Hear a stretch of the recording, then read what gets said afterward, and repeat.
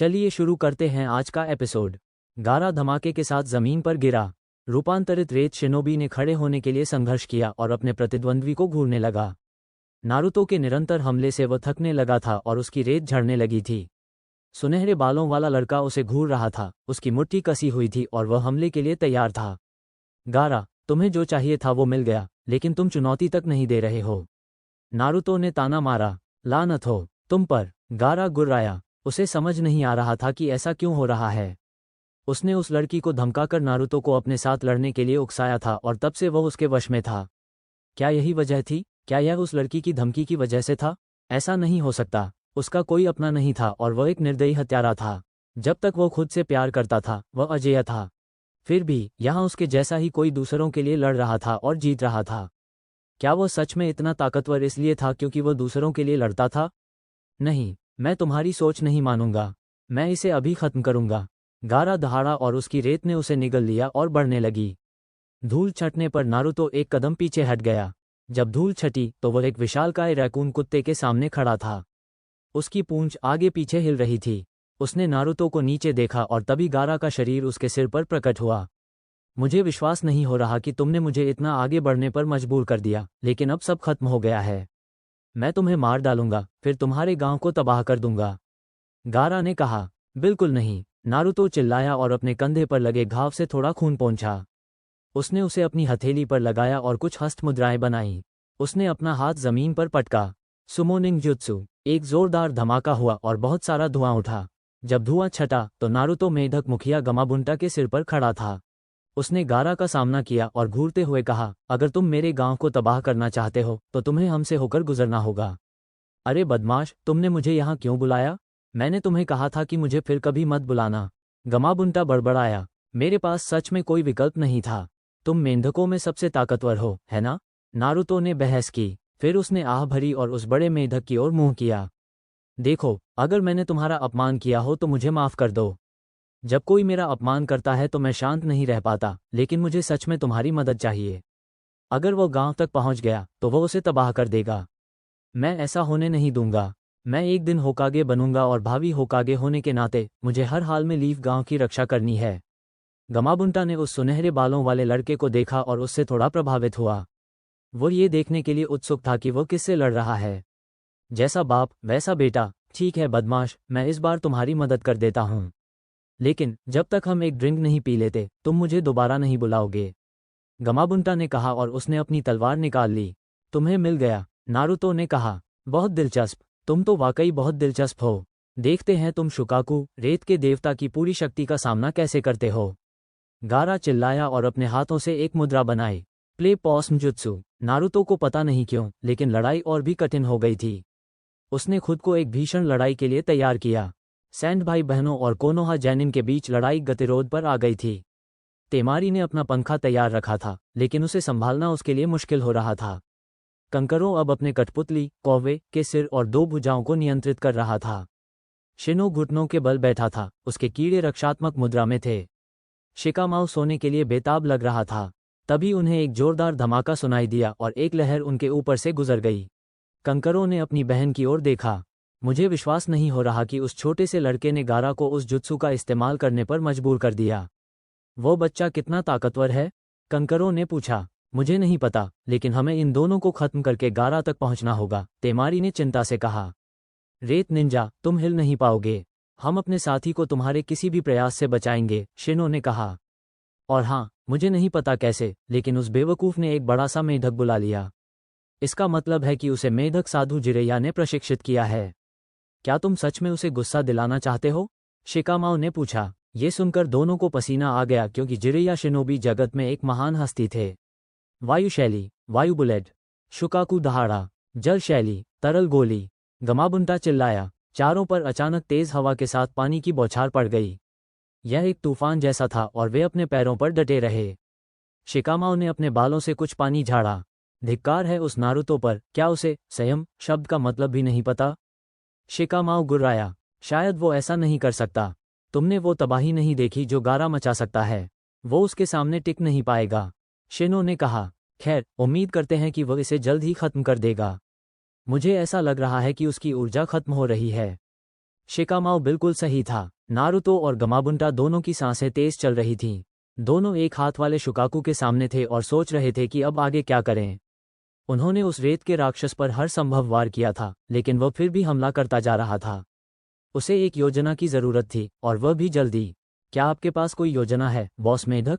Naruto ने पूछा। जीतने का एकमात्र तरीका है माध्यम को जगाना। उसके सोए रहने से शुकाकू और भी शक्तिशाली हो जाएगा, गमाबुंटा ने कहा।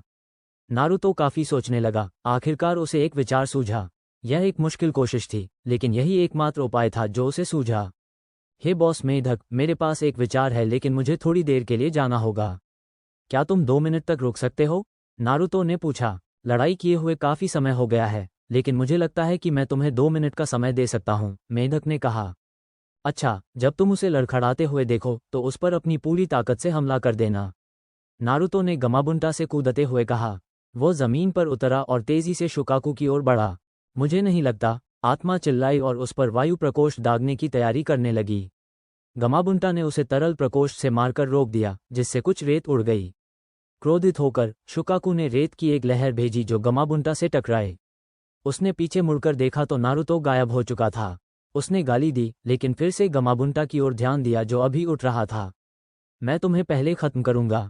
उसने अपने शरीर के कई छिद्रों से बड़ी मात्रा में हवा एकत्र करना शुरू कर दिया। इससे उसका आकार बढ़ गया। उसने अपना मुंह बंद किया और गमाबुंटा को देखा। धत तेरे की, मर जा। पवन शैली, वायु तोप। शुकाकू ने गमाबुंटा पर संपीड़ित वायु का एक सफेद विस्फोट किया। इसकी गति अविश्वसनीय थी और इसने उस विशाल मेढक को भस्म कर दिया। इसके रास्ते में आने वाली हर चीज विस्फोट से नष्ट हो गई। जब विस्फोट समाप्त हुआ तो जमीन में एक बड़ा गड्ढा था और गमाबुंटा वहां नहीं था।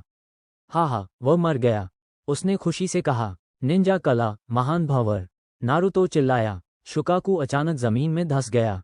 वह अपना संतुलन खो बैठा और संभल नहीं पाया। चीखते हुए बोला, अब बॉस मेढक। ठीक है। ऊपर से एक तेज आवाज गूंजी। गमाबुंटा के गाल बहुत फूल गए और उसने अपना सिर पीछे की ओर झुकाया। जल शैली, प्रचंड जल। गमाबुंटा के मुंह से पानी का एक बड़ा फव्वारा निकला। ये सीधे शुकाकू से टकराया। हमले के कारण शुकाकू दहाड़ा। इससे गारा भी जाग गया। दोनों शक्तिशाली पानी में बह गए और काफी दूर जा गिरे। बस एक ही बुरी बात हुई कि नारुतो भी बह गया। हमला खत्म हुआ और गमाबुंटा ने अपने हमले को देखा। उसके हमले से कुछ नुकसान तो हुआ, लेकिन शुकाकू के हमले जितना नहीं। वह जानता था कि उसने नारुतो को अपने हमले में फंसा लिया है, लेकिन उसे पूरा भरोसा था कि वह ठीक है। लेकिन वह उत्सुक था। उसने नारुतो की तकनीक का नाम सुना और उसे एक पुरानी याद आ गई। एक सुनहरे बालों वाले आदमी की प्रेमिका की याद, जिसे उसे जमीन में गाड़ना मजेदार लगता था। वो इस पर हंसा और आगे देखने लगा। हालांकि वो लड़ाई का अंत देखना चाहता था, लेकिन उस आखिरी हमले ने उसे बहुत कमजोर कर दिया था।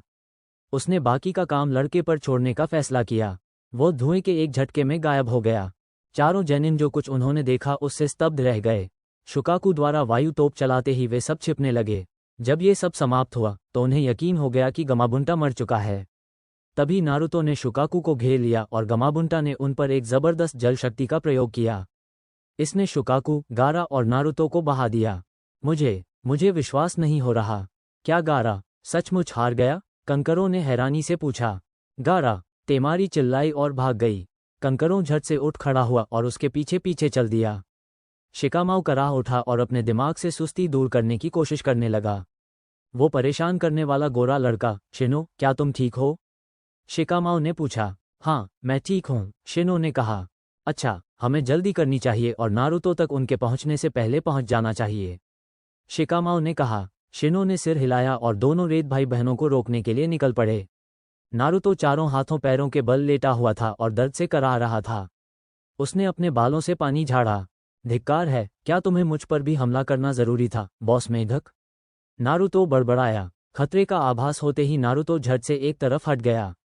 सहज प्रतिक्रिया में नारुतो ने एक कुनाई फेंकी जो गारा की चीख के अनुसार निशाने पर लगी। नारुतो खड़ा हुआ और गारा का सामना किया। उसकी कुनाई उसके कंधे से बाहर निकली हुई थी। उसे तुरंत एहसास हुआ कि गारा का रेत कवच गमाबुंटा के हमले से धुल गया होगा। हालांकि उसके पास ज्यादा चक्रा नहीं था, नारुतो जानता था कि लड़ाई खत्म करने का यही उसका एकमात्र मौका है। उसने गारा पर हमला किया, जिसने अपना हाथ ऊपर उठा लिया। जैसे ही नारुतो उसके सामने आया, गारा ने एक मुक्का मारा जो सीधे उसके आर पार चला गया। हैरान होकर उसे इतनी जोरदार चोट की उम्मीद नहीं थी। फिर नारुतो के क्लोनों ने उसे चारों ओर से घेर लिया। वो हवा में उछल गया और सुनहरे बालों वाले लड़के ने उसे पकड़ लिया। उसने उसे जमीन पर पटक दिया और अपने दोनों पैरों से गारा की छाती पर वार किया, जिससे उसकी सांस फूल गई। नारुतो पीछे हट गया और पूरी तरह से थककर जमीन पर गिर पड़ा। दोनों दानव पात्र हिल नहीं पा रहे थे और जमीन पर पड़े थे। गारा का जबड़ा सूजन से बुरी तरह टूट गया था और नारुतो के दोनों पैरों से किए गए प्रहार से उसे सांस लेने में तकलीफ हो रही थी। नारुतो का चक्रा लगभग खत्म हो चुका था और उसे ये स्थिति बिल्कुल भी अच्छी नहीं लग रही थी। धिक्कार है, तुमसे लड़ना बहुत मुश्किल है।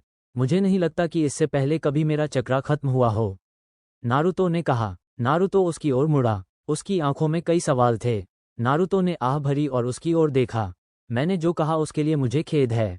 गारा ने हैरानी से उसकी ओर देखा। मुझे लगता है कि मुझे तुम्हारी इंसानियत के बारे में तुम्हारा अपमान नहीं करना चाहिए था। मुझे सच में नहीं पता कि तुम्हारी स्थिति क्या है और शायद यह मेरी स्थिति से भी बदतर है। खैर, मुझे तुम्हें इस तरह से नहीं आंकना चाहिए था और मुझे खेद है। कैसे? गारा दर्द से कराह उठा, लेकिन उसने इसे नज़रअंदाज कर दिया। तुम इतने ताकतवर कैसे हो? तुम उनकी रक्षा क्यों करते हो, जो तुम्हें कभी भी एक राक्षस से ज्यादा कुछ नहीं समझेंगे? उसने पूछा। मैं उनकी रक्षा करता हूं क्योंकि वे मेरे लिए अनमोल हैं। बेशक वे अब मुझसे नफरत करते हैं, लेकिन मुझे उम्मीद है कि मैं इसे बदल दूंगा और उन्हें दिखाऊंगा कि इसके बावजूद मैं उनकी परवाह करता हूं। मेरे दुश्मन रहे एक निंजा ने मुझे बताया था कि सच्ची ताकत तभी हासिल की जा सकती है जब आपके पास रक्षा करने के लिए कुछ हो। आपको बस रक्षा करने के लिए कुछ ढूंढना होगा और आप मजबूत बन जाएंगे। कुछ जिसकी रक्षा करनी है? गारा ने पूछा। उनकी बातचीत बीच में ही रुक गई जब तेमारी और कंकरों वहां आ गए। वे पलक झपकते ही गारा के पास पहुंच गए। गारा, ओ गारा, कृपया मुझे बताओ कि तुम ठीक हो, तेमारी ने चिंता से कहा। ये देखकर गारा चौंक गया क्योंकि वह हमेशा उसे डर से देखती थी। तेमारी ने अपना सिर नारुतो की ओर घुमाया और गुर्राई, तू कमीना। मुझे नहीं लगता तुम नखरे वाली लड़की हो। शिकामाओ की आवाज़ सुनाई दी। वो और शिनो आए और नारुतो के सामने खड़े हो गए। कंकरों भी अपनी बहन के साथ आ गया और वे आगे बढ़ने के लिए तैयार थे। तेमारी, कंकरों, बस करो, हम हार गए हैं, गारा ने कहा। कंकरों और तेमारी ने अपने भाई को इस हालत में पहले कभी नहीं देखा था। तेमारी ने सिर हिलाया और कंकरों ने अपने भाई को पकड़ने के लिए हाथ बढ़ाया। शिनो हमला करने के लिए तैयार दिख रहा था, लेकिन नारुतो ने उसे रोक दिया। उन्हें जाने दो शिनो, लड़ाई खत्म हो गई है, नारुतो ने कहा। शिनो ने सिर हिलाया और थोड़ा आराम महसूस किया। कंकरों ने गारा का हाथ अपने कंधे पर रखा और दौड़ पड़ा। तेमारी भी जल्द ही उसके पीछे पीछे चल पड़ी और तीनों कोनोहा से बाहर निकलने की कोशिश करने लगे। दौड़ते हुए गारा नारुतो की बातों पर विचार कर रहा था। क्या मुझे कुछ बचाना है? क्या सच में मुझे कुछ बचाना है? गारा ने सोचा। उसने अपने भाई बहनों की तरफ देखा जो उसे सुरक्षित स्थान पर ले जाने की कोशिश कर रहे थे। शायद वो शुरुआत उनसे ही कर सकता है। लीफ विलेज की लड़ाई समाप्त हो चुकी थी और लीफ विलेज विजयी रहा। साउंड विलेज और सैंड विलेज के लोग पीछे हट रहे थे और अपनी जान बचाकर गांव से निकलने की जल्दी में थे। सभी लोग अभी भी आश्रयों में थे और निकलने की अनुमति मिलने तक इंतजार कर रहे थे। शिनोबी किसी भी संभावित खतरे से नागरिकों की रक्षा के लिए तैयार थे। सासुके के साथ आए जैनिन भी नागरिकों की रक्षा कर रहे थे। अचानक कीबा को किसी चीज की गंध आई। अकामारू भी भौंका और उसकी नाक के संकेत की पुष्टि की। अरे दोस्तों, अपने हथियार नीचे रख दो, हमारे साथी आ रहे हैं, कीबा ने कहा। क्या तुम सच में आश्वस्त हो, कीबा? इन्होंने पूछा। हाँ, और ये जाने पहचाने लग रहे हैं, कीबा ने कहा। वे इंतजार करते रहे और फिर उन्होंने देखा कि कौन है। शिकामाओ और शिनो बेहोश नारुतो को उसकी बाहों से पकड़े हुए थे। शिकामाओ, शिनो, शुक्र है तुम दोनों सुरक्षित हो, इन्होंने कहा। फिर उसने नारुतो की हालत देखी। हे भगवान, नारुतो को क्या हुआ? अपनी आवाज़ धीमी रखो, हम अभी भी लड़ाई के बीच में हैं, शिकामाओ ने कहा। दोनों जैनिन नारुतो को घसीटकर एक पलंग तक ले गए और उसे उस पर लिटा दिया। क्या वह ठीक है? टैंटन ने पूछा। हाँ, जिस तरह की लड़ाई में वह शामिल रहा है, उसे देखते हुए तो यही लगता है, शिकामाओ ने आह भरते हुए कहा। एक मिनट रुको, नारुतो उस गारा से लड़ रहा था, है ना? क्या तुम कह रहे हो कि उसने उसे हरा दिया? कीबा ने हैरानी से पूछा। हाँ, नारुतो ने कुछ बेहद शक्तिशाली तकनीकों का इस्तेमाल करके गारा को हरा दिया। उसने गारा को कोनोहा तक पहुंचने से रोक दिया, शिनो ने जवाब दिया। आश्रय स्थल में मौजूद लोगों के बीच कुछ फुसफुसाहट हुई। कुछ लोग रेडियो पर मैच सुन रहे थे और उन्होंने रेत निंजा के बारे में सुना था। वे आपस में बात करने लगे। अरे, क्या गारा वही बच्चा नहीं है जिसने सासुके को हराया था? हाँ, मुझे लगता है ऐसा ही है। वाह, मुझे विश्वास नहीं हो रहा कि नारुतो ने उस व्यक्ति को हरा दिया जिसने सासुके को हराया था। शायद वो उतना कमज़ोर नहीं है जितना लोग कहते हैं। वे आपस में बात करते रहे और सासुके ने अपनी सही बांह को कसकर पकड़ रखा था। उसकी दूसरी बांह पर पट्टी बंधी थी क्योंकि गारा ने उसे तोड़ दिया था। शिनो जब लड़ाई के बारे में बता रहा था तो सासुके ने ध्यान से सुना। नारुतो ने सम्मन करना कब सीखा? इसका मतलब है कि वो मेढक साधु जिरेया से ट्रेनिंग ले रहा था। वो उस हारे हुए को ट्रेनिंग क्यों दे रहा था? सासुके गुस्से में गुर्राया और उसे और जवाब चाहिए थे। जब नारुतो जीत ही नहीं सकता तो वो कैसे जीत सकता है? इससे वो बेहद क्रोधित हो गया और उसने नारुतो की शक्ति का रहस्य जानने की कसम खाई। अगर नारुतो उसे अपनी शक्ति नहीं बताएगा तो वो उसे छीन लेगा। सैंड एंड साउंड के आक्रमण के प्रयास को 1 सप्ताह बीत चुका था। सभी लोग अपने जीवन में वापस लौट रहे थे और युद्ध में खोई हुई चीज़ों का पुनर्निर्माण कर रहे थे। उन्होंने अपने मृतकों और अपने सैंडाइम होकागे के पार्थिव शरीर को कुछ दिन पहले ही दफना दिया था। यह एक ऐसी मृत्यु थी जिसने कई लोगों को झकझोर दिया था, लेकिन नारुतो और कोनोहामारू पर इसका सबसे गहरा प्रभाव पड़ा। दोनों उनकी मृत्यु से दुखी थे और यह अंतिम संस्कार में स्पष्ट दिखाई दिया। इरुका कोनोहामारू को सांत्वना दे रहे थे जबकि काकाशी नारुतो के साथ थे। नारुतो अभी भी उदास था, लेकिन काकाशी और आश्चर्यजनक रूप से इनो की वजह से धीरे धीरे उसका मन बदल गया। इरुका बाद में उससे मिलने आया। इरुका, नारुतो और कोनोहामारू साथ में समय बिताते और उस बूढ़े व्यक्ति के बारे में कहानियां सुनाते। नारुतो के जीवन में एक और बदलाव आया जिसने उसे उलझन और सदमे में डाल दिया। उसने देखा कि बहुत से लोग उसे अलग नज़रों से देख रहे थे। ये घृणा या भय की नज़रें नहीं थीं, बल्कि स्वीकृति की नज़रें थीं। उसने तुरंत ही उस शिनोबी से यह महसूस किया जिसने उसके जाल बिछाने के छोटे से क्षेत्र के लिए उसे धन्यवाद दिया। उसे ये कहानी कीबा से मिली थी और इसके लिए उसे पुरस्कार भी मिला था। कुछ आम नागरिकों ने भी उसे धन्यवाद दिया और कुछ दुकानें जहां वह पहले नहीं जा पाता था अब उसे अंदर आने दे रही थीं। इन्होंने उसे बताया कि कुछ लोग गारा से उसकी रक्षा के लिए खुश थे। यह एक अचानक आया बदलाव था जिसके बारे में नारुतो सतर्क था, लेकिन वह झूठ नहीं बोलेगा कि उसे ये पसंद नहीं आया। हे नारुतो, मुझे लगता है तुमने काफ़ी मदद कर दी है। अगर तुम चाहो तो लंच करने जा सकते हो, एक आम नागरिक ने कहा। ठीक है, अगर तुम्हें फिर से मेरी मदद की ज़रूरत हो तो मुझे बता देना, नारुतो ने कहा। उसने अपने क्लोन गायब कर दिए और इचिराकुस की ओर चल पड़ा। लोगों के साथ काम करने और उनकी पुनर्निर्माण में मदद करने में उसे बहुत आनंद आता था। काकाशी परिषद के सामने खड़ा था। उसने अभी अभी अपना अनुरोध पूरा किया था और परिषद की ओर देखा जो उसे जिज्ञासा से देख रही थी। क्या आप चाहते हैं कि हम आपकी टीम को ड्यूटी से निलंबित कर दें? काकाशी, ये बात आप पर थोपने का ये बहुत ही गलत समय है।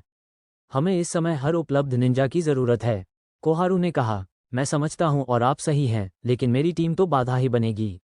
सच कहूं तो जैसे ही नया होकागे नियुक्त होगा मैं अपनी टीम को भंग करने की योजना बना रहा हूं। काकाशी ने कहा। क्या तुम्हारी टीम में हालात इतने खराब हैं काकाशी? शिकामाओ ने मुझे बताया कि सासुके द्वारा तुम्हारी मूल तकनीक चुराने की बात जानने के बाद तुम काफ़ी गुस्से में थे। शिकाकू ने कहा। बात इससे कहीं ज्यादा है। जैसे जैसे नारुतो और रेत के पात्र के बीच हुई लड़ाई की कहानियां गांव में फैलेगी, सासुके का अहंकार और भी बढ़ता जाएगा। उसकी ईर्ष्या बढ़ती ही जा रही है और उसे इस बात की परवाह नहीं कि उसे शक्ति कहां से और कैसे मिलती है। मेरी तकनीक चुराना इसका सबूत है। मुझे पता है कि शक्ति पाने के रास्ते में आने वाले किसी भी व्यक्ति पर, चाहे वह दोस्त हो या दुश्मन, वो इस तकनीक का इस्तेमाल करने में जरा भी संकोच नहीं करेगा, काकाशी ने समझाया। परिषद में इस बात पर कानाफूसी हुई और कुछ लोग इस बयान से चिंतित नजर आए। तुम्हारी कुनोइची काकाशी का क्या हुआ? असुमे ने पूछा। वो एक निकम्मी शिनोबी है। जैसा कि मुझे यकीन है कि आपने जैनिन टैंटन की रिपोर्ट पढ़ी होगी, उसने सासुके को सुरक्षित करने के लिए भेजी गई मेरी टीम को लगभग मरवा ही दिया था। उसने कमांडर को चुनौती दी और आश्रय स्थल पर मौजूद जोनिनों के प्रति अवज्ञाकारी रही। वो निंजा सेना के लिए एक बोझ है और उसे डी रैंक के सबसे निचले स्तर के मिशन भी नहीं सौंपने चाहिए, काकाशी ने कहा। कमरे में एक बार फिर फुसफुसाहट की लहर दौड़ गई। कुछ क्षण बाद होमुरा बोली, नारुतो उजुमकी को छोड़कर हम आपकी बात से सहमत हैं। हमें खबर मिली है कि वह गांव के पुनर्निर्माण में मदद कर रहा है।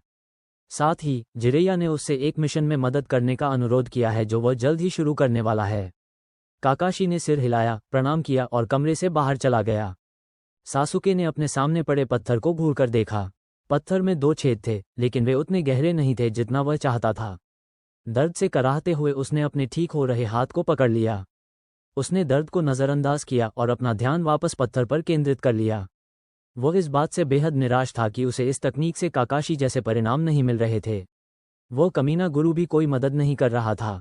सैंडाइमे के अंतिम संस्कार के बाद सासुके काकाशी के सामने आ गया। पहले तो उसने काकाशी से तकनीक में मदद मांगी, जब काकाशी ने साफ इनकार कर दिया तो वो क्रोधित हो गया। उसने चांदी जैसे बालों वाले जोनीन पर चिल्लाते हुए कहा कि वह एक गुरु की तरह व्यवहार करे और उसे शक्ति दे।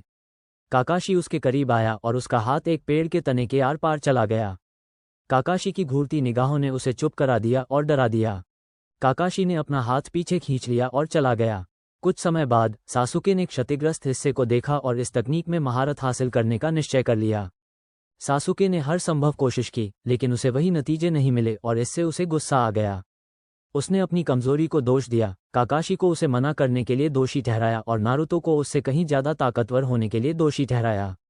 उस मुस्कुराते हुए बेवकूफ ने दिखा दिया था कि वह अब सबसे कमजोर नहीं रहा। उसने एक ऐसे व्यक्ति को हरा दिया जिसे वह हरा नहीं सकता था। उसे एक शापित सानिन प्रशिक्षण दे रहा था और फिर भी उसे मामूली चोटें आईं। उसे इस बात से बहुत गुस्सा आया कि उसके जैसे निकम्मे हारे हुए को इतना ध्यान मिल रहा था। क्या वह साल का सर्वश्रेष्ठ नवागंतुक नहीं था? क्या वह उचेहा नहीं था? इस तरह का ध्यान तो उसे मिलना चाहिए था, नारुतो को नहीं। अचानक उसे जबरदस्त शक्ति का एहसास हुआ, मानो उसका क्रोध ही उसे शक्ति दे रहा हो। उसने इस शक्ति का उपयोग किया और चिदोरी के लिए हस्त मुद्राएं बनाईं। एक जोरदार दहाड़ के साथ उसने बिजली से भरी हुई हथेली से चट्टान पर हमला कर दिया। एक जोरदार धमाका हुआ और सासुके धूल से ढक गया। जब धूल छटी तो सासुके घुटनों के बल बैठा था। उसने ऊपर देखा और पाया कि हमला उसकी उम्मीद से कहीं ज्यादा कारगर रहा। पहले तो वह चौंक गया जब उसने अपने कंधे पर कुछ महसूस किया। यह वही निशान था जो जंगल में उस आदमी ने उसे दिया था। वह निशान एक सील में समा रहा था जो उस निशान को घेरे हुए थी। वो उस निशान के बारे में उत्सुक था, लेकिन उसे उससे मिलने वाली शक्ति अच्छी लग रही थी। यह मदहोश कर देने वाली थी और उसे इस तकनीक का उपयोग करने के लिए जरूरी शक्ति दे रही थी। उसने उस दूसरी सील के बारे में ध्यान से नहीं सुना था, लेकिन जब तक वह निशान को नुकसान नहीं पहुंचाती तब तक सब ठीक था। उन्होंने दोबारा प्रशिक्षण शुरू करने से पहले आराम करने का फैसला किया। एक मिशन? नारुतो ने पूछा। वो इचिराकु में था और रामायण का आनंद ले रहा था, तभी जिरैया वहां आ गया। दोनों के बीच थोड़ी हंसी मजाक हुई। फिर जिरैया ने उससे कहा कि वह उसे अपने साथ एक मिशन पर ले जाना चाहता है। तुम मेरे साथ मिशन पर जाना चाहते हो? हाँ, क्यों नहीं, ये बहुत महत्वपूर्ण होने वाला है। साथ ही हम थोड़ी देर अभ्यास भी कर सकते हैं। मजा आएगा, जिरैया ने कहा। मुझे नहीं पता, आपने मुझे वो शानदार जुत्सु तो दिया, लेकिन उसे समझने के लिए आपको मुझे एक चट्टान से नीचे फेंकना पड़ा, नारुतो ने कहा। तेउची और अयामे ने अपना सिर घुमाया और सेन्निन को घूर कर देखा। जिरैया घबराकर हंसा और जल्दी से बोला, इससे पहले कि वे दोनों उसकी बात काट दें। कैसा रहेगा? मैं तुम्हें 2 जुत्सु सिखाता हूँ। दोनों ही बहुत काम के हैं और उनमें से एक का इस्तेमाल तुम शरारतों में भी कर सकते हो। मैंने सुना है कि तुम्हें शरारतें करना पसंद है, जिरैया ने कहा। नारुतो सोच रहा था, इसलिए जिरैया ने प्रस्ताव को और आकर्षक बनाते हुए कहा, दूसरी तकनीक काकाशी की उस तकनीक से भी ज्यादा शक्तिशाली है जिसे सासुके ने चुराया था। ठीक है, तो तुम्हें साथी मिल गया, नारुतो ने उत्साह से कहा। जिरैया ने उस सुनहरे बालों वाले लड़के पर बस मुस्कुरा दिया। सासुके पट्टी बंधे हाथ के साथ अस्पताल से बाहर निकला। उसने चिदोरी का जरूरत से ज्यादा इस्तेमाल कर लिया था और उसका हाथ जल गया था। नज उसके हाथ के बारे में थोड़ी उत्सुक थी, जबकि वह पहले ही ठीक हो चुका था। उसने नारुतो की उपचार क्षमता के बारे में कुछ कहा, जिसे सासुके ने नजरअंदाज कर दिया। गांव में घूमते हुए उसने अपने श्राप चिन्ह को देखा। उसने उसे कृतज्ञता से देखा क्योंकि इससे उसे वह मिल रहा था जिसकी उसे जरूरत थी। शक्ति सचमुच मदहोश करने वाली थी। उसने सोचा कि ओरोचिमारू ने उसे ये क्यों दिया, लेकिन उसने इसके लिए उसका धन्यवाद किया। उसे बस इसका और अधिक उपयोग करना सीखना होगा और फिर वह अपनी नई तकनीक का इस्तेमाल कर सकेगा। जैसे जैसे वह आगे बढ़ता गया, उसने देखा कि लोग उसे घूर रहे हैं। यह कोई असामान्य बात नहीं थी, लेकिन उसने पाया कि लोगों की नज़रें पहले जैसी नहीं थीं। ऐसा लग रहा था मानो अब वे उसे सम्मान की नज़र से नहीं देख रहे थे। तभी उसने किसी को उसके बंधे हुए हाथ के बारे में टिप्पणी करते सुना, जिससे वो खुश नहीं था। एक और टिप्पणी जो उसने सुनी वह ये थी कि वह उतना ताकतवर नहीं है जितना लोग सोचते हैं। सासुके उस आदमी पर हमला करने के लिए तैयार ही था कि तभी एक चूनिन उसके सामने आ गया। सासुके उचेहा? चूनिन ने पूछा। हाँ, तुम्हें क्या चाहिए? सासुके ने रूखेपन से पूछा। चूनिन ने उसकी इस हरकत को नज़रअंदाज करते हुए उसका सामना किया। आज से जब तक किसी नए होकागे की नियुक्ति नहीं हो जाती, तुम्हें पद से हटा दिया जाता है, चूनिन ने ये कहा, जिससे सासुके हैरान रह गया। क्या तुम्हारा क्या मतलब है कि मुझे ड्यूटी से हटा दिया गया है? सासुके चिल्लाया। मुझे ज्यादा जानकारी नहीं है, मुझे बस इतना पता है कि इसकी सिफारिश की गई थी और इसे मंजूरी मिल गई। बस इतना ही कहना है। चूनिन ने इतना कहा और सासुके के कुछ बोलने से पहले ही चला गया। सासुके को यकीन नहीं हो रहा था कि अभी क्या हुआ। उसने देखा कि सब उसे देख रहे थे, कुछ लोग अपनी हंसी रोकने की पूरी कोशिश कर रहे थे। उसने गुस्से में गुर्राया और अपना आपा खोने से पहले ही पैर पटकते हुए चला गया। पैर पटकते हुए वो सोच रहा था कि उसके साथ ऐसा कौन कर सकता है। ऐसी सिफारिश करने वाला सिर्फ काकाशी ही हो सकता था। वो अपने गुरु को ढूंढने के लिए छतों की ओर चल पड़ा। काकाशी एक चाय की दुकान की दीवार से टेक लगाकर अपनी पसंदीदा किताब पढ़ रहा था। तभी उसने दो लोगों को अपनी ओर आते देखा और किताब से नजरें ऊपर उठाईं। वे असुमा और कुरनाई थे। उसने झट से किताब एक तरफ रख दी क्योंकि कुरनाई को वह किताब बिल्कुल पसंद नहीं थी और उसे देखते ही फाड़ देने का उसका मन करता था। वे दोनों उसके पास आए और काकाशी ने उनका अभिवादन किया। हे दोस्तों, क्या आप लोग किसी और के साथ डेट पर जा रहे हैं? काकाशी ने पूछा। तुम किस बारे में बात कर रही हो? मैं अंकों के लिए कुछ लेने आई थी और हम यहाँ मिले। कुरनाई ने थोड़ा शर्माते हुए कहा। हे काकाशी, खबर है तुमने अपनी टीम को ड्यूटी से हटा दिया है? क्या हालात इतने बिगड़ गए हैं? मुझे पता है कि सासुके ने जो किया उससे तुम बहुत नाराज थे, असुमा ने कहा। हाँ, मैं तो अपनी टीम को भंग करने की भी सोच रहा हूँ। सासुके और सकुरा ने मुझे बार बार निराश किया है। अगर नारुतो अभी भी टीम में है तो मुझे उसकी भी चिंता है। उसे इन दोनों की वजह से अपनी तरक्की में रुकावट नहीं आनी चाहिए, काकाशी ने कहा। उसने चाय की दुकान में बैठे दो आदमियों की तरफ इशारा किया। दोनों ने लाल बादलों वाले काले चोगे और सिर पर भूसे की टोपी पहन रखी थी। उनमें से एक के हाथ में एक बड़ी सी चीज थी जिस पर पट्टी बंधी हुई थी। हाँ, मैं कह सकती हूँ कि मैं असहमत नहीं हूँ। नारुतो ने नेजी के खिलाफ जो किया वो बहुत प्रभावशाली था, कुरनाई ने कहा। वैसे वो कहाँ है? उसने ये सवाल इसलिए पूछा क्योंकि उसने देखा कि उनमें से एक ने नाम सुनकर कैसी प्रतिक्रिया दी। वो गांव के पुनर्निर्माण में मदद कर रहा है। बहुत से लोग उसके काम की सराहना करते हैं, काकाशी ने कहा। जब उसने पीछे मुड़कर देखा तो पाया कि वे दोनों जा चुके थे। उसे उनकी अच्छी गंध आ रही थी, इसलिए वो उन्हें खो नहीं सकता था। उसने बाकी दोनों की ओर देखा और उन्होंने सिर हिलाया। तीनों गायब हो गए और उन दो रहस्यमय आदमियों का पीछा करने लगे। हमें एक नया होकागे मिलने वाला है? नारुतो ने जिरेया के साथ द्वार से बाहर निकलते हुए पूछा। हाँ, वह मेरी पुरानी टीममेट और शोदाइमे की पोती है, जिरेया ने कहा। तो क्या वो तुम्हारी टीम की आखिरी सदस्य है? वो इतने समय से कहाँ थी? नारुतो ने पूछा। ये कहानी सुनाने का हक मुझे नहीं है, बच्चे। मैं तुम्हें यही सलाह दूंगा कि तुम इसके बारे में मत पूछो, क्योंकि अगर तुमने पूछा तो ये जानलेवा साबित हो सकता है, जिरेया ने जवाब दिया। ठीक है। हे, क्या आप मेरे द्वारा बनाए गए एक मूव में मेरी मदद कर सकते हैं? मैं इसका उपयोग कर सकता हूँ, लेकिन मैं इसे और अधिक प्रभावी बनाना चाहता हूँ, उसने पूछा। ठीक है, लेकिन पहले गांव से थोड़ी दूरी तय कर लेते हैं। नारुतो ने सिर हिलाया और दोनों ने अपना मिशन जारी रखा। दोनों आदमी नहर के किनारे किनारे चल रहे थे, अपने अपने काम में मग्न थे। आसपास कोई नहीं था जिसकी उन्हें कोई परवाह नहीं थी। थोड़ी देर बाद दोनों चलना बंद कर दिए और वहीं स्थिर खड़े हो गए। मुझे लगता है कि हम आपकी पसंद के हिसाब से काफी दूर आ चुके हैं। अब आप बाहर क्यों नहीं आ जाते? दोनों में से छोटे वाले ने आवाज लगाई। काकाशी, असुमा और कुरनाई उन दोनों के सामने आ गए। दोनों पक्ष आमने सामने आ गए। मुझे तुम दोनों के बारे में कुछ आभास था, तो क्यों न तुम हमें बताओ कि तुम कौन हो और यहाँ क्यों आए हो? काकाशी ने पूछा। मैं आपको यह नहीं बता सकता कि हम यहाँ क्यों हैं, लेकिन शायद मैं आपको अपना नाम बता सकता हूँ, काकाशी सेनपाई, छोटे कद के आदमी ने कहा। ये सुनकर तीनों सतर्क हो गए और उन्होंने अपनी टोपी उतार दी। जब उनका चेहरा सामने आया तो तीनों आश्चर्य से चौंक गए। इताची उचिहा, काकाशी फुसफुसाए। ओ इताची, लगता है उन्हें तुम याद हो। चलो, मैं भी अपना परिचय दे देता हूँ, लंबे कद के आदमी ने कहा और अपनी टोपी उतार दी। दूसरे आदमी के सामने आने से तीनों जोनीन पसीने से तरबतर हो गए। यह मामला पेचीदा हो गया है। कोहरे का दानव किसामा होशिगकी इटाची उचिहा के साथ क्या कर रहा है? असुमा ने पूछा। मुझे नहीं पता, लेकिन हमें जल्द ही पता चल जाएगा। तैयार हो जाओ दोस्तों, ये बहुत कठिन होने वाला है, काकाशी ने कहा। तीनों जोनीन ने उचिहा कबीले के हत्यारे और कोहरे के राक्षस का सामना करने के लिए खुद को तैयार किया। सकुरा को ड्यूटी से हटाए जाने की खबर सुनकर गहरा सदमा लगा। खबर देने वाला चूनिन अभी अभी जा चुका था। उसके माता पिता ने चिंता से अपनी बेटी को देखा और उसे दिलासा देने की कोशिश की। वो दौड़कर अपने कमरे में गई और बिस्तर पर गिरकर रोने लगी। वो अपने गुरु के इस फैसले को समझ ही नहीं पा रही थी। वह जानती थी कि यह फैसला लेने का अधिकार सिर्फ उन्हीं के पास था। काकाशी उसे क्यों सजा दे रहे थे? क्या ये चूनिन परीक्षा के दौरान हुई घटना की वजह से था? साकुरा फूट फूट कर रोई और रोने का कारण ढूंढने की पूरी कोशिश करने लगी। काकाशी, कुरनाई और असुमा का सामना उन दो लोगों से हुआ जिन्होंने उनके गांव में घुसपैठ की थी।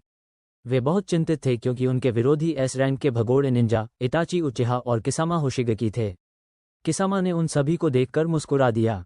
लगता है तुम काफी मशहूर हो, इटाची। वे तुमसे बहुत नफरत करते होंगे, किसामा ने मजाक में कहा। जब आप पूरे कबीले को मार डालते हैं तो आप गुस्से में आ जाते हैं, असुमा ने टिप्पणी की। मैं फिर से पूछता हूँ, इताची, तुम यहाँ क्यों हो? क्या तुम अपना अधूरा काम पूरा करने आए हो? काकाशी ने मांग भरे लहजे में पूछा। काकाशी सेनपाई, मुझे आपसे कुछ नहीं कहना है। कृपया हमारे रास्ते में मत आइए, इताची ने कहा। काकाशी ने एक कुनाई निकाली जबकि असुमा ने अपने खंजर निकाले। कुरनाई ने झट से कुछ हस्त मुद्राएं बनाई और गायब हो गई। किसामा मुस्कुराया और दोनों पुरुषों पर हमला कर दिया। असुमा ने वार को रोका, लेकिन हमले से वह लगभग घुटनों के बल गिर पड़ा। उसे विश्वास नहीं हो रहा था कि वह सिर्फ एक हाथ से इतनी ताकत पैदा कर सकता है। किसामा के तलवार वापस खींचने से पहले ही काकाशी ने झट से असुमा से तलवार छीन ली।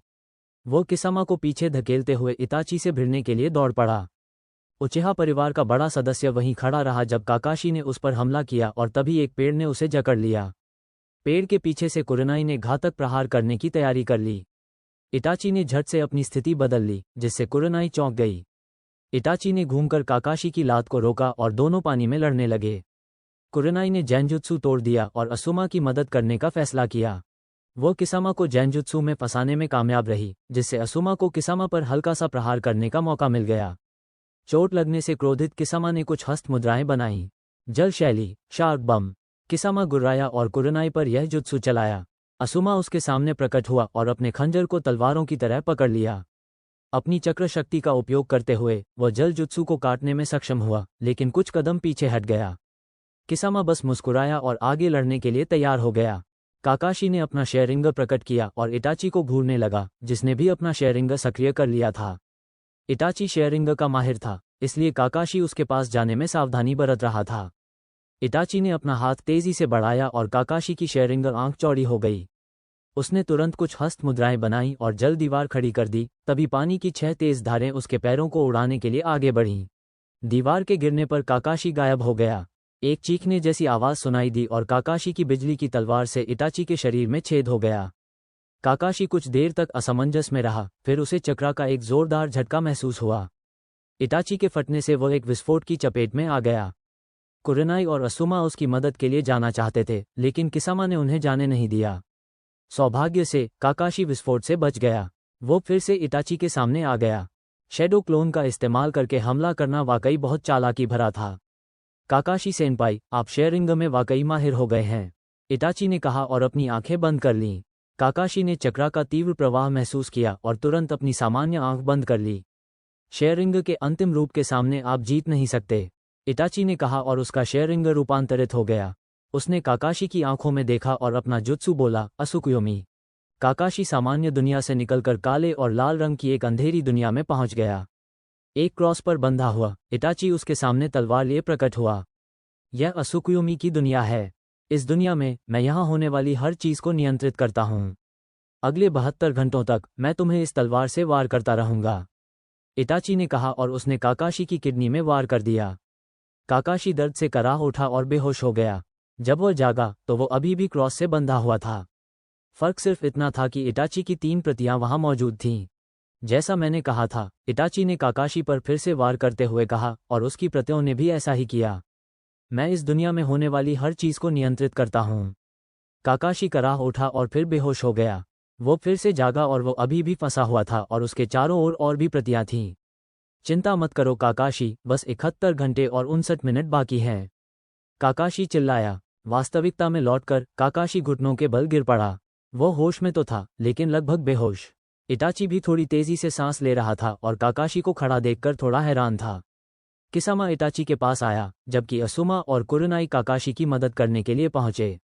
क्या हुआ काकाशी? कुछ सेकंड पहले तो तुम बस वहीं खड़े थे और फिर अचानक पानी में गिर गए, असुमा ने हैरानी से कहा। मुझे आश्चर्य है कि उसका दिमाग अभी तक पूरी तरह से सुन्न नहीं हुआ है।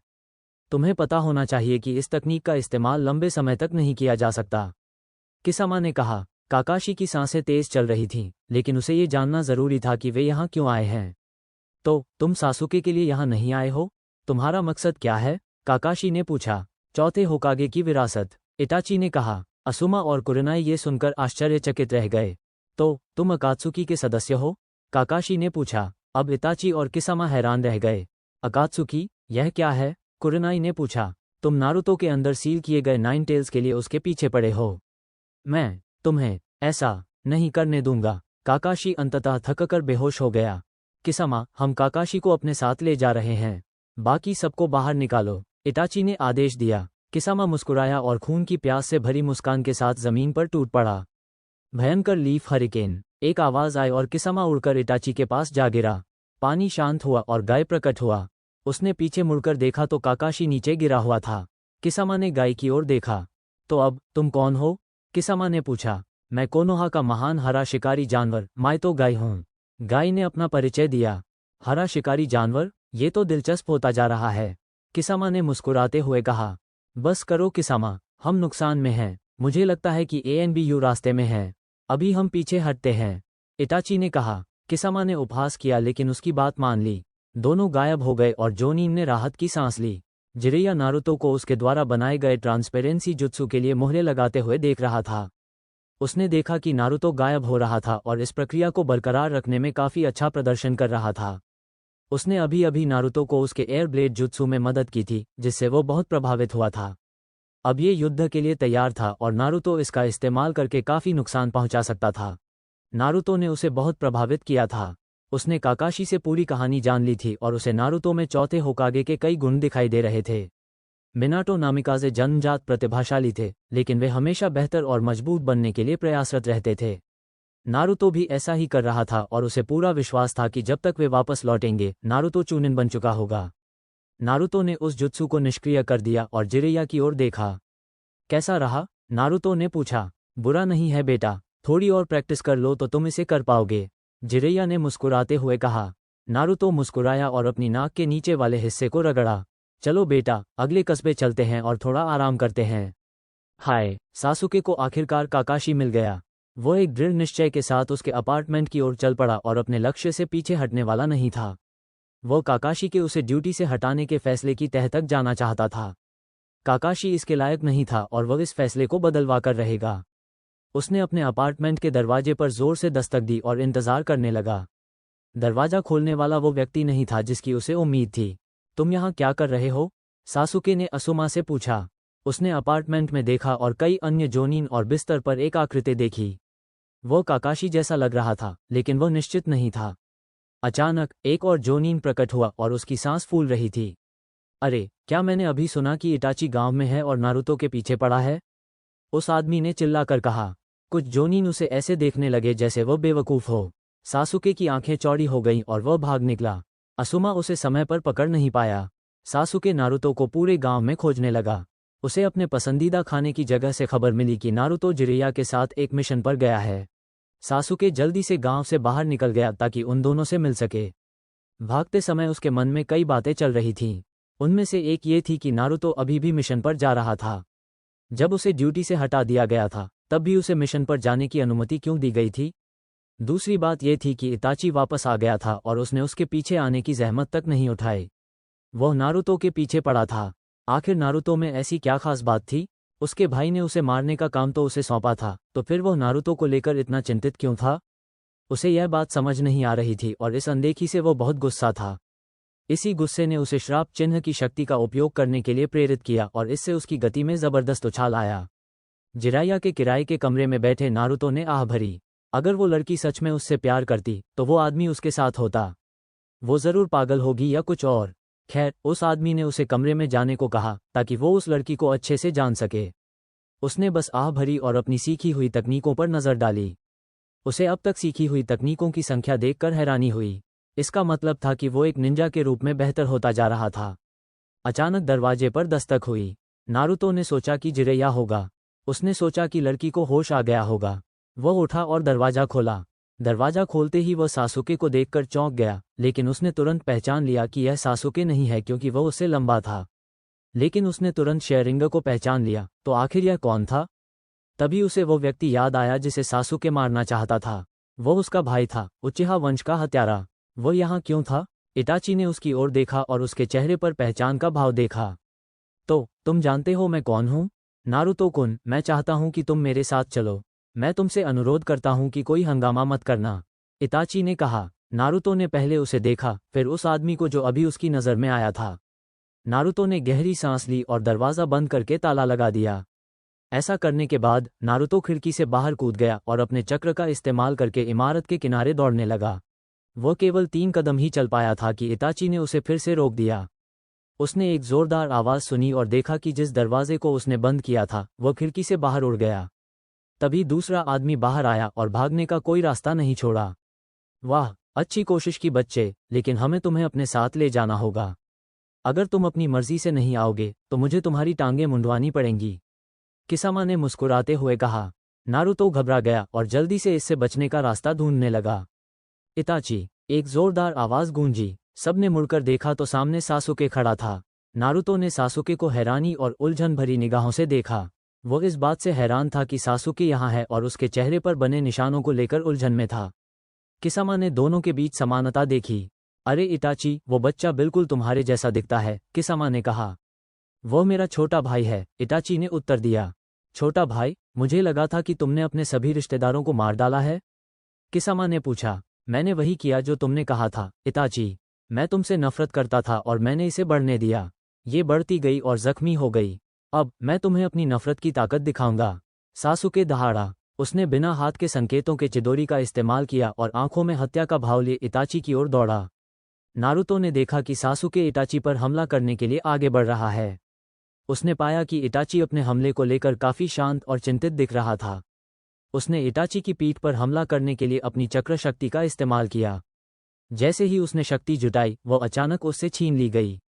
भ्रमित होकर उसने किसामा की गहरी हंसी की ओर देखा।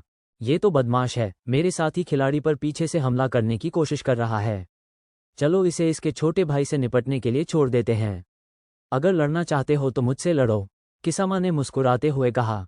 किसामा, खुद को संयमित रखो, हमें उसकी जरूरत है, इताची ने कहा। मुझे नज़रअंदाज मत करो, सासुके ने इताची के सामने दहाड़ लगाए। इताची ने शांत भाव से उसकी कलाई पकड़ी और उसे इमारत की दीवार की ओर धकेल दिया, जिससे एक जोरदार धमाका हुआ। जो लोग पहले उत्सुक थे वे अब इमारत से गिरते मलबे को देखकर भागने लगे। जब धुआं छटा तो इताची ने सासुके के बिजली से ग्रस्त हाथ को बड़ी बेफिक्री से पकड़ रखा था। उसने कलाई पर जोर से दबाव डाला, जिससे सासुके को तकनीक छोड़नी पड़ी। फिर उसने उसे पीछे से धक्का देकर नीचे सड़क पर गिरा दिया और उसके पीछे पीछे चला गया। नारुतो मदद के लिए आगे बढ़ा, लेकिन किसामा ने उसे रोक दिया। सासुके खड़ा हुआ और अपने बड़े भाई की ओर मुड़ा।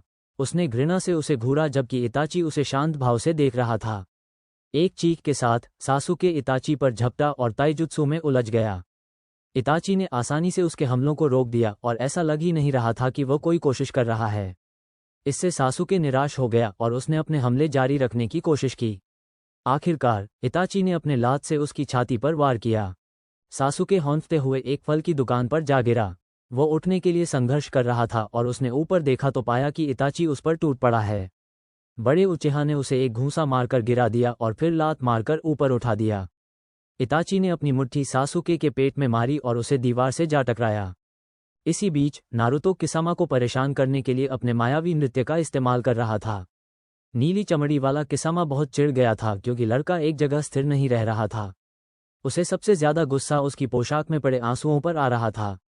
उसे नहीं पता था कि वह क्या कर रहा है, लेकिन ये बात उसे परेशान करने लगी थी। अचानक वह इससे तंग आ गया और बहुत नीचे झुक गया। एक जोरदार चक्कर लगाते हुए उसने सामेदा तलवार से अपने चारों ओर चक्कर लगाया। तलवार नारुतो की छवियों के बीच से गुजरती हुई किसी ठोस चीज से टकराए। नारुतो चिल्ला उठा क्योंकि वह कुछ बक्सों में जा गिरा, जहां वह धुएं के एक झटके में गायब हो गया। किसामा ये देखकर हैरान रह गया और सोचने लगा कि यह कैसे हुआ। तभी अचानक जमीन ने उसे निगल लिया। नारुतो अपने छिपने की जगह से बाहर आया और सासुके की ओर चल पड़ा। इताची ने सासुके को फिर से थप्पड़ मारा और उसकी ओर बढ़ने ही वाला था कि हवा में बदलाव महसूस करते ही उसे पीछे हटना पड़ा।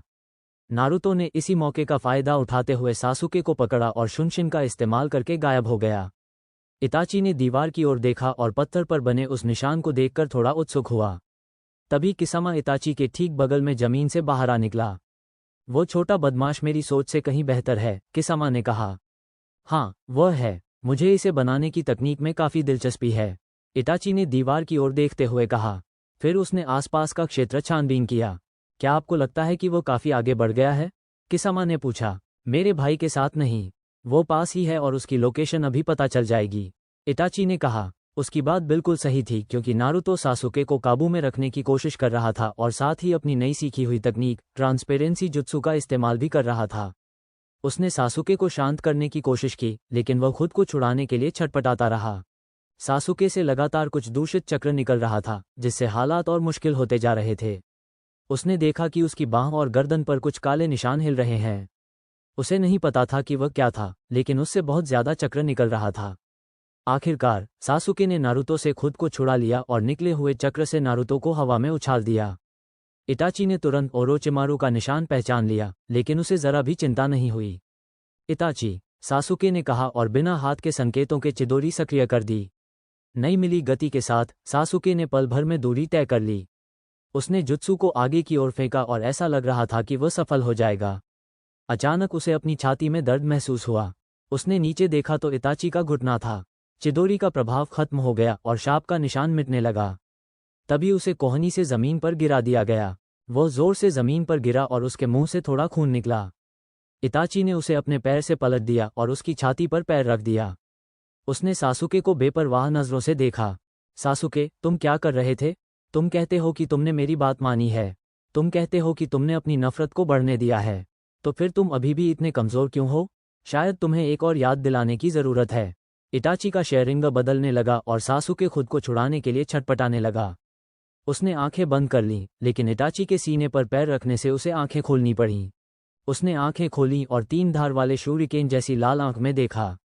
असुकुयोमी। सासुके के चक्रा के अचानक विस्फोट से हिलने के बाद नारुतो ने खुद को संभाला। वो खड़ा हुआ और ये देखने के लिए आगे बढ़ा कि वह बेवकूफ़ ठीक है या नहीं। उसने देखा कि सासुके इटाची के पैर के नीचे चीख रहा है। ये देखकर नारुतो ने 9 टेल्स चक्रा का आह्वान किया और सासुके को बचाने के लिए उन पर हमला करने के लिए तैयार हो गया। लेकिन तभी 2 लोग आ गए। एक जिरेया था और दूसरा गाय। नारुतो, पीछे हट जाओ, तुम इन कमजोर आदमियों से नहीं जीत सकते। मैं तो गाय, तुम्हारी रक्षा करूंगा, गाय ने अपनी मुद्रा में आते हुए कहा। जिरेया ने उन दोनों को घूर कर देखा। तो अकात्सुकी ने हरकत शुरू कर दी है? यह मेरी उम्मीद से थोड़ा जल्दी है, जिरेया ने कहा। तो काकाशी ने ये नाम तुमसे ही सीखा है? मुझे इतना आश्चर्य नहीं होना चाहिए, इटाची ने कहा। वो किसामा की ओर मुड़ा। हम जा रहे हैं। मुझे विश्वास नहीं है कि हम उन दोनों के सामने टिक पाएंगे। ठीक है, मेरा सारा मजा किरकिरा कर दिया, किसामा ने कहा। फिर वो नारुतो की ओर मुड़ा। अरे बच्चे, और बेहतर होते रहो। मुझे हमारी अगली मुलाकात का इंतजार रहेगा। इसके बाद दोनों वहां से गायब हो गए। गाय उनके पीछे जाना चाहता था, लेकिन जिरेया ने उसे रोक दिया। तीनों बेहोश पड़े सासुके के पास पहुंचे।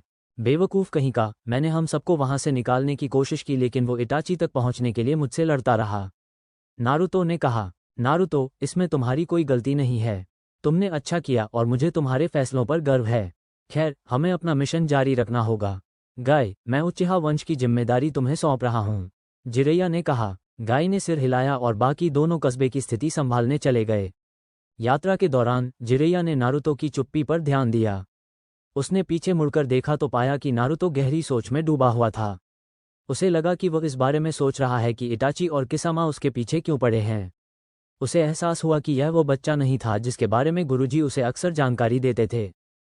ठीक है नारुतो, तुम्हारे मन में क्या चल रहा है? जिरेया ने पूछा। क्या कहा? नारुतो ने कहा। मैं तुमसे तुम्हारे मन की बात पूछ रहा हूँ। अगर तुम्हारे मन में कोई सवाल हो तो पूछो, मैं यथासंभव उसका जवाब देने की कोशिश करूंगा, जिरेया ने कहा। नारुतो कुछ पल चुप रहा, फिर बोला। वो लोग लोमड़ी के पीछे पड़े हैं, है ना? कहीं वो मुझे तो नहीं ढूंढ रहे? नारुतो ने पूछा। बहुत खूब, तुम मेरी उम्मीदों से कहीं बेहतर हो। हाँ, वे तुम्हारे अंदर छिपी ताकत को ढूंढ रहे हैं। उन्हें अकात्सुकी कहते हैं और उनमें 9 लोग हैं, जिनमें इटाची और किसामा भी शामिल हैं, और सभी इटाची और किसामा जितने ही कुशल हैं, जिरेया ने समझाया। उन्होंने उसके चेहरे पर चिंता देखी और उसके सिर पर हाथ फेरा। चिंता मत करो बेटा, तुम दिन ब दिन मजबूत होते जा रहे हो। नेजी के खिलाफ तुम्हारा प्रदर्शन शानदार था और अगर वापस आने पर तुम्हारा प्रमोशन हो जाए तो मुझे हैरानी नहीं होगी। इतना ही नहीं, तुम लीग से हटकर सोचते हो और कभी हार नहीं मानते। मेरे बेटे, तुम एक बहुत शक्तिशाली निंजा बनोगे और मैं इस सफर में तुम्हारी मदद करूंगा। ये सुनकर नारुतो मुस्कुरा उठा और अपनी सारी चिंताएं भूल गया। ठीक है, हे कामुक ऋषि, मैं अपना भाग्य आपके हाथों में सौंपता हूँ, नारुतो ने कहा। तुम मुझे इस नाम से बुलाना कभी बंद नहीं करोगे, है ना? जिरैया ने कहा। नारुतो बस मुस्कुराता रहा। जिरैया ने गहरी सांस ली और फिर ध्यान देने लगा। ठीक है बच्चे, मैं अगले शहर पहुंचने तक इंतजार करने वाला था, लेकिन मुझे लगता है कि मैं तुम्हें जो सिखाने वाला हूं वो अभी समझा सकता हूं। क्या यह एक शक्तिशाली जुत्सु है? नारुतो ने पूछा। ये सबसे शक्तिशाली हथियारों में से एक था और ये लीफ गांव के सबसे शक्तिशाली शिनोबी में से एक का था। जिरैया ने कहा। वो कौन है? नारुतो ने पूछा। चौथे होकागे। नारुतो थोड़ा आराम कर रहा था और अपना दोपहर का खाना खा रहा था। वो बहुत उत्साहित था क्योंकि उसे अपने हीरो चौथे होकागे से एक जुत्सु सीखने को मिलने वाला था। वह रासेंगान जुत्सु को देखने के लिए बेताब था, लेकिन वह कंजूस बना रहा था। वो बस यही सोचता रहा कि आखिर वो जुत्सु क्या हो सकता है। तभी उसे अपने दिमाग में एक जानी पहचानी हलचल महसूस हुई। तुम क्या चाहते हो? नारुतो ने लोमड़ी से पूछा। हमें इस बारे में बात करनी होगी कि वो समूह तुम्हारे पीछे क्यों पड़ा है। तुम्हारी वर्तमान स्थिति में तुम मेरी रक्षा नहीं कर पाओगे, 9 पूंछ वाले राक्षस ने कहा। ओह, विश्वास मत के लिए धन्यवाद, नारुतो ने व्यंग्यपूर्वक कहा। मैं तो बस सच बता रहा हूँ लड़के। इस समूह के सदस्य के रूप में मेरा मानना है कि तुम्हें मेरे चक्र का उपयोग करना सीखना होगा, इतना कि तुम मेरी एक पूंछ के बराबर शक्ति का उपयोग कर सको। लोमड़ी ने समझाया। क्या तुम पागल हो? अगर मैंने तुम्हारा चक्र इस्तेमाल करना शुरू कर दिया तो पूरे गांव में हंगामा मच जाएगा। नारुतो चिल्लाया। तो उस मूर्ख से बात करो। वो तो तुम्हें मेरा चक्र इस्तेमाल करवाने की कोशिश कर रहा था। शायद इस समूह की वजह से। हो सकता है वो तुम्हें कोई ऐसी जगह दे दे जहां हम तुम्हारा काम देख सकें और मैं तुम्हारी प्रगति पर नजर रख सकूं। लोमड़ी ने कहा। नारुतो शांत हुआ और सोचने लगा, और उसे मानना पड़ा कि लोमड़ी का सुझाव अच्छा था। ठीक है, मैं उस कामुक ऋषि के पास से दौड़कर निकल जाऊंगा। बस याद रखना कि यह एक लेन देन का रिश्ता है। हाँ हाँ, बस इसे पूरा करो। लोमड़ी ने संपर्क तोड़ दिया और नारुतो वापस जाकर लोमड़ी का अपमान करना चाहता था। उसने चिड़चिड़े लोमड़ी के बारे में सोचना छोड़ दिया और जिरैया से बात करने का फैसला किया। इनो दुकान में फूलों की देखभाल करते हुए गुनगुना रही थी। उसका दिन अच्छा बीत रहा था क्योंकि आज उसकी ट्रेनिंग से छुट्टी थी। उसे छुट्टी की बहुत ज़रूरत थी क्योंकि लगातार काम करने से उसके शरीर में काफ़ी दर्द हो रहा था। अब तक उसने ताइजुत्सु और अपने कबीले के जुत्सु में काफ़ी सुधार कर लिया था। उसने माइंड डिस्ट्रक्शन जुत्सु नाम का एक और जुत्सु सीख लिया था। इसे इस्तेमाल करना मज़ेदार था। उसने चोजी पर इसका इस्तेमाल किया और उसे शिकामाओं पर हमला करने के लिए मजबूर कर दिया। बाद में उसे बुरा लगा और उसने चोजी के लिए कुछ खाने को लाया, लेकिन उसने यह बात ध्यान में रखी कि अगर शिकामाओं ने उसके लिए कोई और बदतमीजी भरी टिप्पणी की तो क्या होगा। हालांकि उसे लग रहा था कि वो मजबूत हो रही है, फिर भी वो और सीखना चाहती थी। उसने केकाई निंजुत्सु और छोटी तलवार चलाने के तरीके के बारे में जानकारी जुटाना शुरू किया। वो एक ताइजुत्सु के बारे में भी जानकारी ले रही थी जो देखने में बहुत मज़ेदार लग रहा था। इसमें बहुत सारी गतिविधियां और कुछ शानदार मूव्स थे। उसने सोचा कि यह उसके ताइजुत्सु कौशल में एक बेहतरीन इजाफा होगा। वो इसे शुरू करने के लिए बेताब थी।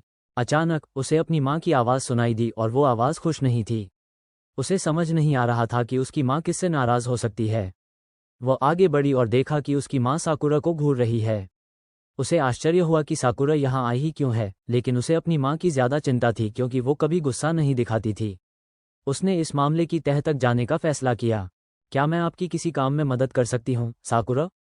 इनो ने पूछा। इससे दोनों का ध्यान उसकी ओर गया। इनो की माँ कुछ कहने ही वाली थी कि इनो ने उन्हें रोक दिया। इनो ने सिर हिलाकर इशारा किया और बड़ी उम्र की महिला एक तरफ हट गई। दोनों पूर्व सहेलियां आमने सामने आ गईं। मैंने पूछा, क्या मैं आपकी किसी काम में मदद कर सकती हूँ? जी हाँ, है। मैं आपसे अकेले में बात करना चाहती हूँ, साकुरा ने कहा। ठीक है, मैं तुम्हारे साथ ही चलूंगी। तुम मेरी जानकारी में सबसे भरोसेमंद लोगों में से नहीं हो, इन्होंने कहा। देखो, मैं बस हमारे बीच की सारी दुश्मनी दूर करना चाहती हूँ। अगर इससे तुम्हें अच्छा लगे तो हम यहीं बात कर सकते हैं, साकुरा ने कहा। इन्होंने अपने विकल्पों पर विचार किया और महसूस किया कि उसे अपने कबीले का सहारा मिलेगा। अपनी माँ को जानते हुए उसे शायद अपने कुछ चचेरे भाइयों की निगरानी की भी ज़रूरत होगी। ठीक है, पहले आप, इन्होंने कहा और एक तरफ हट गई। साकुरा अंदर आई और घर में चली गई। इन्होंने अपना एप्रन उतारा और उसके पीछे पीछे चली गई। उसे बस यही उम्मीद थी कि साकुरा मनमुटाव दूर करना चाहती होगी, लेकिन अगर उसने कुछ भी करने की कोशिश की तो वह तैयार थी। इनो साकुरा को एक खुले मैदान में ले गई जहां कई पौधे उगाए गए थे।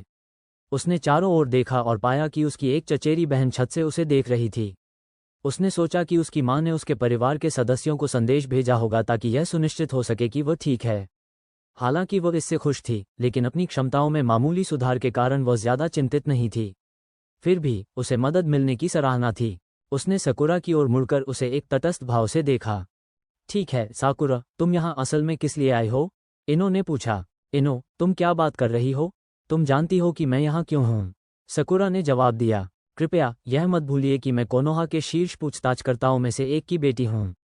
क्या आपको सच में लगता है कि मैं उस बकवास पर विश्वास करूंगी जो आपने मेरी माँ से हमारे बीच की सारी दुश्मनी दूर करने के बारे में कही थी?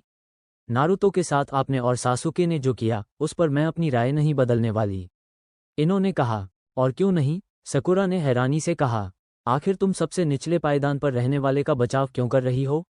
कहीं तुम उससे आकर्षित तो नहीं हो? क्या तुम सच में हमारी क्लास की सबसे होशियार लड़की हो या इतनी बेवकूफ़ हो? बेशक मुझे नारुतो पसंद नहीं है, लेकिन इसका मतलब यह नहीं कि तुमने जो किया वो माफ़ हो जाए।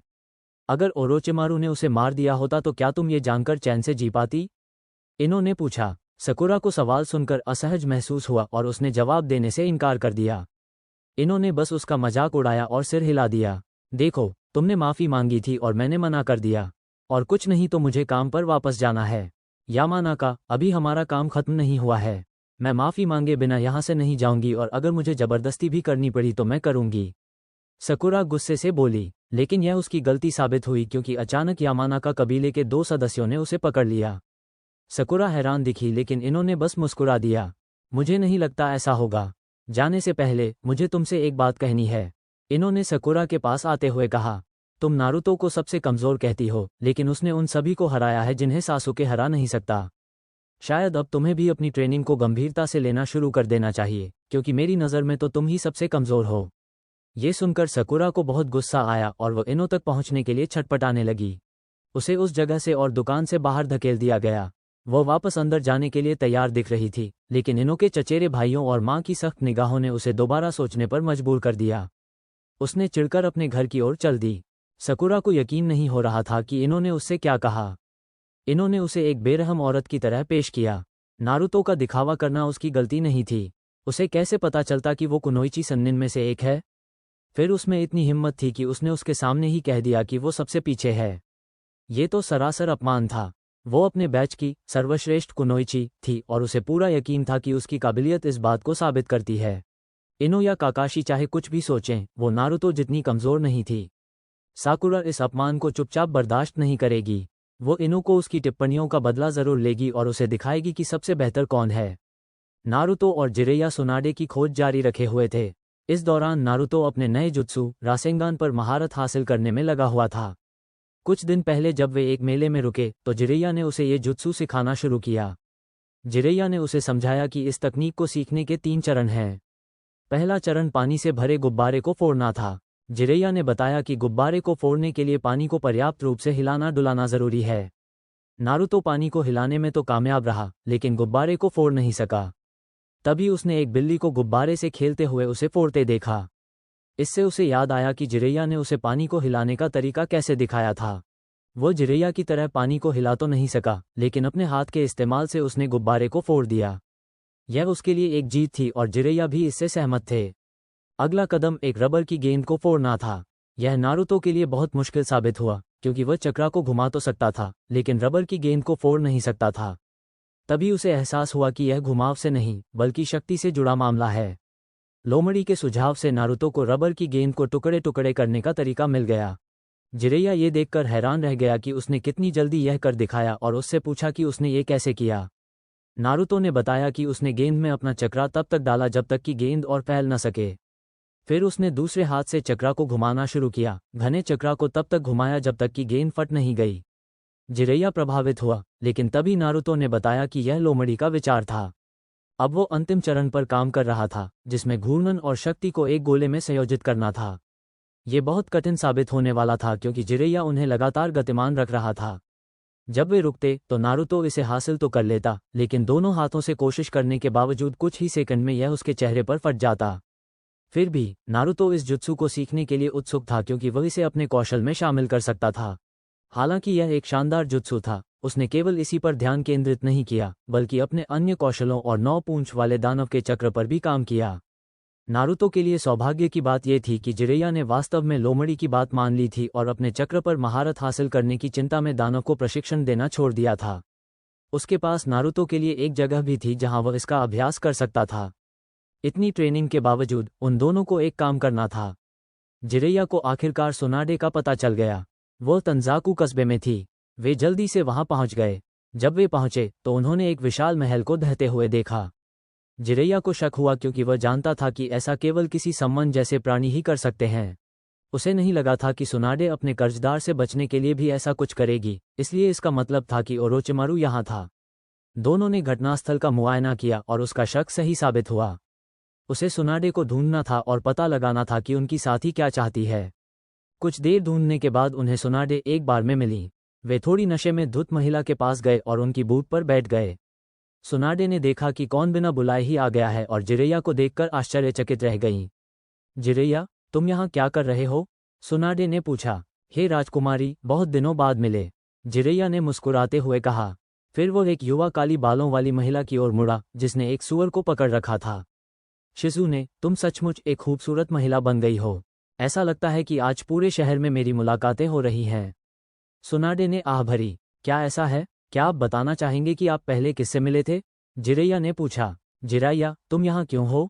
सुनाडे ने तीखे स्वर में पूछा। जिरैया ने मुस्कुराना बंद कर दिया और गंभीर भाव से उसकी ओर मुड़ गया। बहुत खूब, मैं और मेरा शिष्य तुम्हें ढूंढने और तुम्हें वापस कोनोहा लाकर नया होकागे बनाने के लिए यहाँ आए हैं। जिरैया ने कहा। एक मिनट रुको, तो इस मिशन का मकसद यही था? तुम्हें मुझे पहले बताना चाहिए था, बेवकूफ़। अगर यह इतना ज़रूरी होता तो मैं और तेज़ी से भागता। नारुतो चिल्लाया। हे, मुझे वो लड़का पसंद है। फिर भी, जिरैया, तुम अपना समय बर्बाद कर रहे हो। होकागे बनना मूर्खों और बेवकूफ़ों का काम है। मैं मूर्ख की तरह मरना नहीं चाहती, सुनाडे ने नशे में लड़खड़ाती आवाज़ में कहा। नारुतो ने अचानक गुस्से से उसे घूरा। तो, मुझे ये बात स्पष्ट करने दीजिए, क्या आप बूढ़े सैंडाइमे को सिर्फ इसलिए मूर्ख कह रहे हैं क्योंकि उन्होंने गांव के कल्याण को अपने स्वार्थ से ऊपर रखा? नारुतो ने पूछा। हाँ, तो, सुनाडे ने कहा। उसके लड़खड़ाते हुए जवाब ने दोनों पुरुषों को गुस्सा दिला दिया। हम इस निकम्मे शराबी को होकागे तो नहीं बनने देंगे, है ना? नारुतो ने जिरैया से पूछा। वही हमारे पास एकमात्र विकल्प है। वो शोदाइमे और निदाइमे की पोती और परपोती है, जिरैया ने समझाया। सिर्फ इसलिए कि वह कोनोहा के दो महानतम होकागेओं के परिवार से है, इसका मतलब यह नहीं कि वह बिल्कुल उनके जैसी है। वह उनसे बिल्कुल अलग है क्योंकि वे शक्तिशाली थे और वह तो बस एक बूढ़ी चुड़ैल है जो जेनजुत्सु के पीछे छिपी हुई है। नारुतो ने कहा। वो बच्चा कौन था? क्या तुम्हें पता है कि तुम किसका अपमान कर रहे हो? मैं सन्निन लड़कों में से एक हूँ। सुनाडे गुर्राई। सुना तुमने, बुढ़िया, नारुतो ने जोर से कहा। सुनाडे ने उसे गुस्से भरी निगाहों से देखा। नारुतो डरा नहीं और उसके सामने जाकर बोला, मुझे परवाह नहीं कि वो नीच क्या कहता है, मैं तुम्हारे जैसे काया को वो टोपी कभी नहीं लेने दूंगा। काया, तुम छोटे कमीने, तुम खुद को क्या समझते हो मुझे इस तरह आंकने वाले? तुम मुझे नहीं जानते और नहीं जानते हो कि मैंने क्या खोया है। सुनाडे ने तीखे स्वर में कहा। अरे, खूब रो, तुम तो बिल्कुल उस डरपोक सासुके की तरह लग रही हो।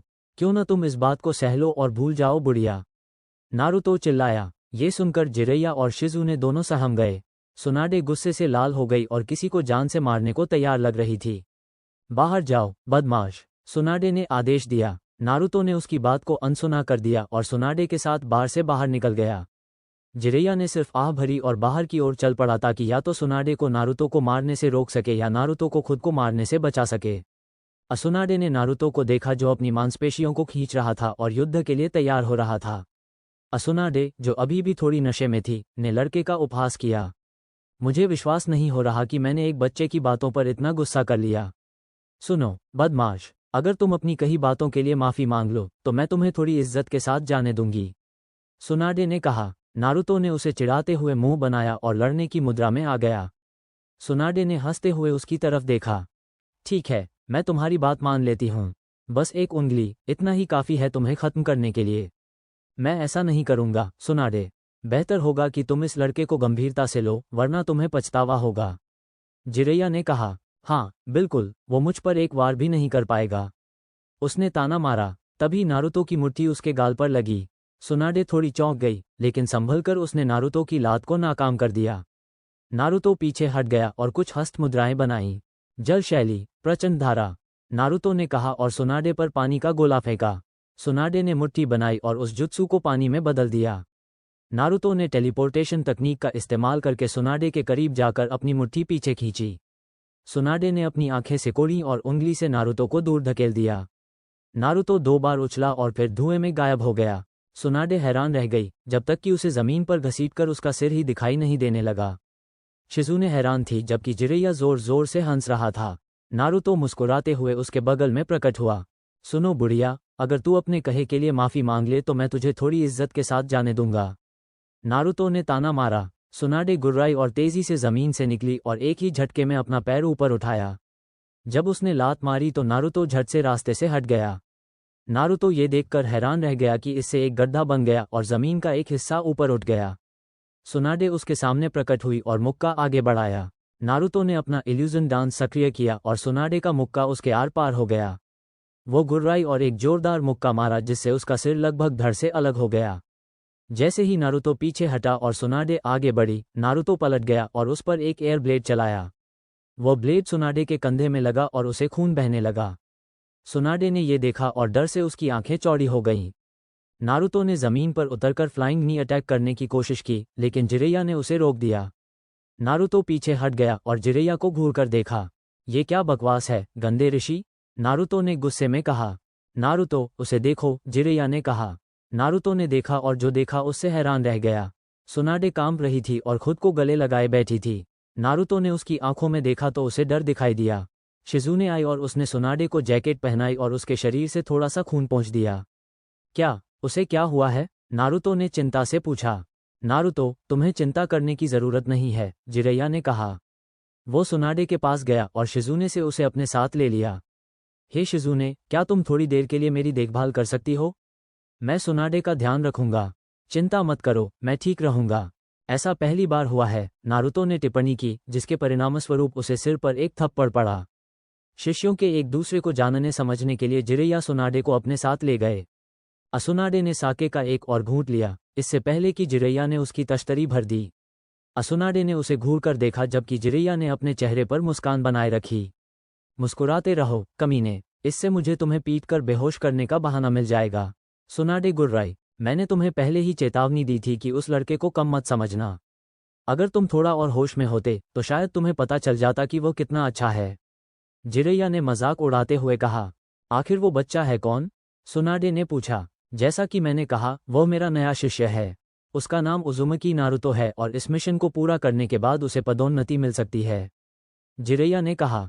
ठीक है, तुम असफल होकर वापस जा रहे हो क्योंकि मैं होकागे नहीं बनने वाली हूँ, सुनाडे ने कहा। अभी उस बारे में बात ना करें। मुझे बताओ कि मेरे मिलने से पहले तुमने और ओरोचिमारू ने क्या बात की थी? जिरेया ने पूछा। सुनाडे ने आंखें सिकोड़ी लेकिन कुछ नहीं बोली। जिरेया ने आह भरी और काउंटर पर कुछ पैसे रख दिए। उठने से पहले उसने सुनाडे को गंभीर भाव से देखा। नारुतो के गुस्से का कारण ये था कि वो सरुतोबी से प्यार करता था और उन्हीं की तरह होकागे बनना चाहता था। मुझे नहीं पता कि तुमने और ओरोचिमारू ने क्या बात की, लेकिन तुम्हें अपने जवाब के बारे में बहुत सोच समझकर फैसला लेना चाहिए। तभी जिरेया ने उसे जानलेवा इरादे से देखा, जिससे सुनाडे आश्चर्य और भय से उसकी ओर देखने लगी। क्योंकि अगर तुमने गलत फैसला लिया, सुनाडे, तो मैं तुम्हें मार डालूंगा, उसने कहा और खड़ा हो गया। सुनाडे ने जिरेया को जाते हुए देखा और फिर अपनी ड्रिंक की ओर मुड़ गई। कुछ सेकंड बाद वह चली गई, उसे अब पीने का मन नहीं था। असुनाडे अपना दिमाग शांत करने के लिए शहर में घूम रही थीं। तभी उन्हें एक चीख सुनाई दी और वे सोचने लगी कि यह क्या है। वे आवाज की तरफ गईं और नारुतो को फिर से देखा। उन्होंने देखा कि वह बच्चा ध्यान लगाकर अभ्यास कर रहा था और उन्होंने गौर किया कि वह क्या कर रहा है। उन्हें विश्वास नहीं हो रहा था कि जिरेया इतनी लापरवाही से ऐसे बच्चे को वो जुत्सु सिखा सकते हैं। वो तो अभी उस जुत्सु में महारत हासिल करने के करीब भी नहीं था। उनकी हंसी ने नारुतो का ध्यान खींचा, जिससे उसका ध्यान भटक गया और जुत्सु उसके चेहरे पर ही फट गया। नारुतो दर्द से कराह उठा जबकि असुनाडे उस पर हंस रही थीं। ओह, ये तो बिल्कुल न्याय है, सुनाडे हंस पड़ी। हे भगवान, मुझे इसकी जरूरत थी। नारुतो ने उनकी बात अनसुनी कर दी और अपने अभ्यास में लग गया। सुनाडे उसे जुत्सु पर काम करते हुए देखती रहीं। एक और नाकामी के बाद सुनाडे ने सिर हिलाया। हार मान लो, बच्चे, तुम ये जुत्सु कभी नहीं सीख पाओगे। जिरेया ने तुम्हें ये सिखाकर मूर्खता की। अच्छा हुआ कि वो एक बेवकूफ़ है, न कि बेरहम बुढ़िया। अब अगर तुम्हारे पास सिर्फ गालियां देने को हैं, तो तुम यहाँ से दफा हो जाओ और एक सच्चे निंजा को शांति से अभ्यास करने दो, नारुतो ने थूकते हुए कहा। सुनाडे ने बुढ़िया वाली बात पर आंखें सिकोड़ी, लेकिन उसने नारुतो पर कोई प्रतिक्रिया नहीं दी। सचमुच निंजा हो तुम? चलो एक छोटी सी शर्त लगाकर साबित कर देते, सुनाडे ने पूछा। नारुतो ने हैरानी से उसकी तरफ देखा। किस तरह की शर्त? नारुतो ने पूछा। सुनाडे ने बस उस पर मुस्कुरा दिया। आज के लिए इतना ही।